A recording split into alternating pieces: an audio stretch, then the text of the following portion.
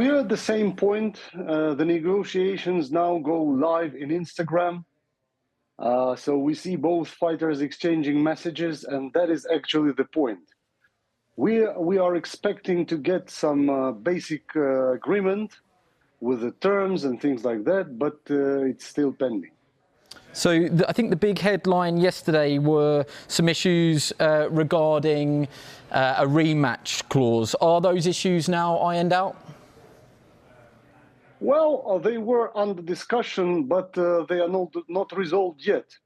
We expect Tyson Fury to go live again and offer something like maybe 2 or 3 rematches, because he likes to have 3 matches with one fighter.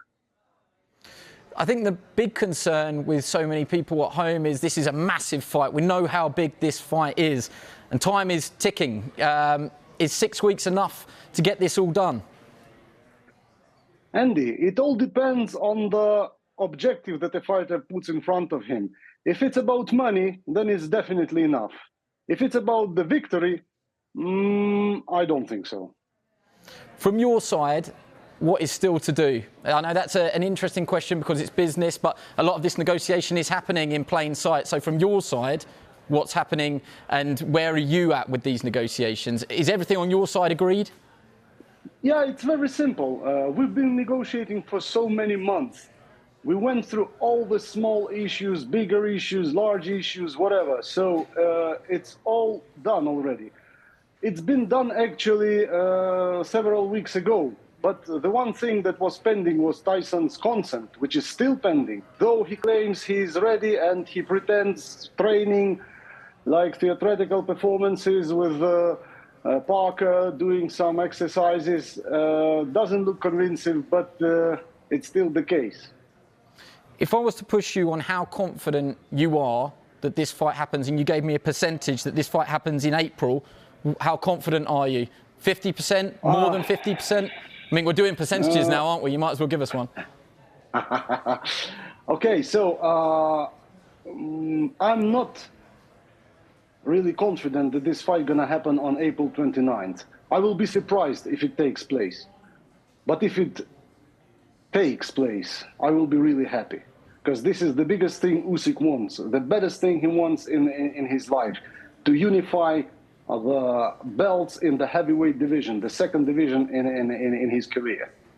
So if it doesn't happen, I mean, I'm picking up on what you're saying there. If you're not confident that it happens in April, are you confident it happens in June, which was the other date that was mentioned? Or do you move on to different targets now, Hrgovic or Dubois or any other name? We never mentioned anything like June or August. It's never been under discussion. So Usyk was very clear in his message.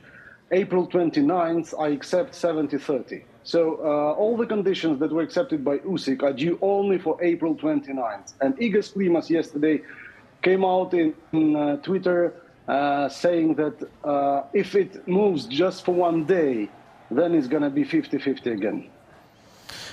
Can I just ask you about Usyk and his mindset through all of this? We've been watching his Twitter and Instagram replies to Tyson's video points that he's making.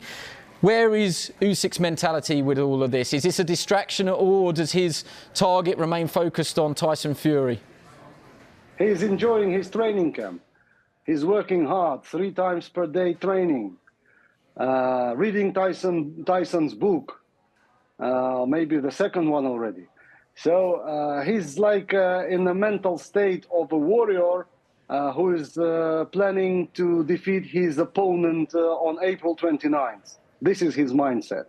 Would this be Oleksandr Usyk's greatest victory?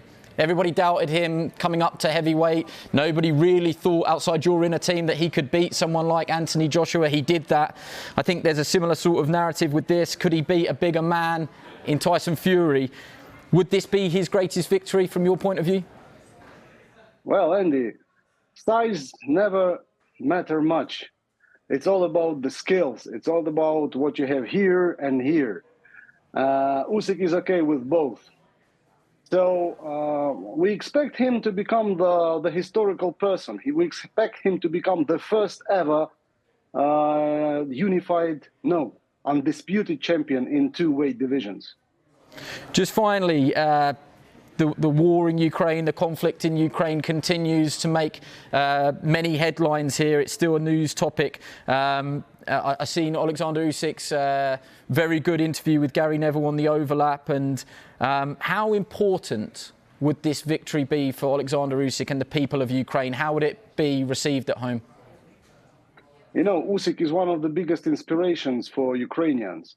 When he was fighting Anthony Joshua in the second fight, he received messages, video texts from guys from the front line who were watching his fight, being in the mud with the gun, with a machine gun, just on the front line. So everyone is excited because Usyk is the one to inspire people.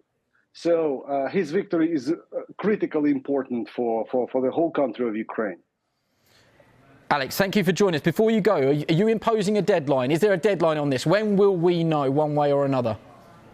Well, the deadline has passed already 3 weeks ago, so there are no deadlines anymore.